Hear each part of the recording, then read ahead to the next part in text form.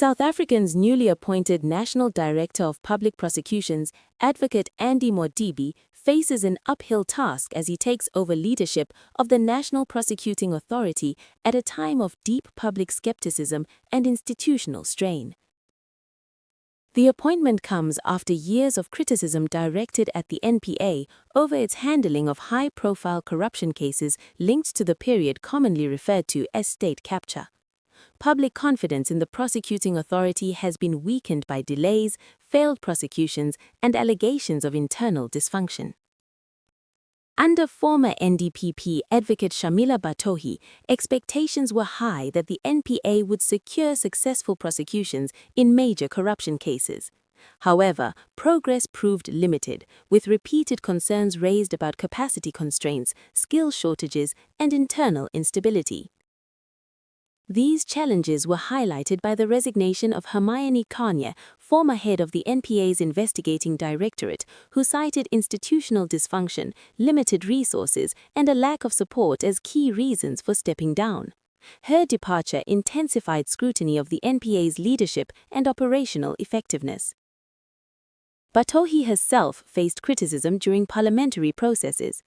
During appearances before parliamentary committees and inquiries, questions were raised by her handling of complaints involving senior prosecutors, including allegations made by former Johannesburg Mayor Herman Mashaba concerning thousands of uninvestigated cases in Gauteng.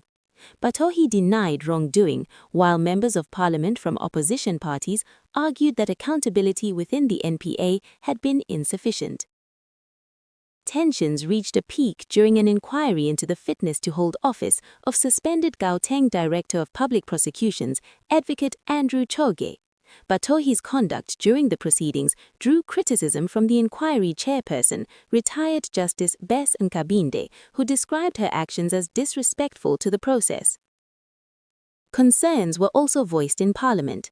The chairperson of the Portfolio Committee on Justice and Constitutional Development, Thola Ngola, warned that the conduct of senior officials within the NPA must reflect the highest standards of integrity and respect for due process, given the institution's central role in South Africa's criminal justice system.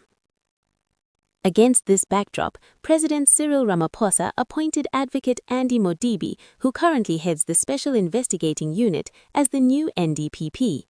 The decision has drawn mixed reactions across political and legal circles. Supporters argue that Mothibi brings valuable experience in forensic investigations and institutional reform.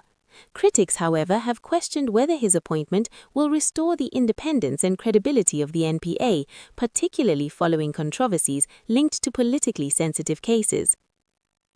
The appointment process itself has also attracted attention.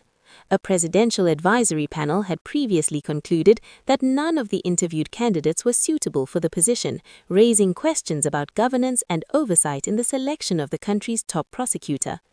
Legal analysts and civil society organizations have reiterated long-standing calls for greater parliamentary involvement in appointing the NDPP, arguing that this could strengthen the independence of the NPA and reduce perceptions of executive influence. As Advocate Mothibi assumes office, expectations are clear. He must stabilize the institution, rebuild public trust, address capacity challenges, and demonstrate that the NPA can act without fear, favor, or prejudice. Whether this new chapter marks a turning point for South Africa's prosecuting authority remains to be seen. For now, the performance of the NPA under its new leadership will be closely watched by Parliament, the legal profession, and the public at large. And this remains a developing story.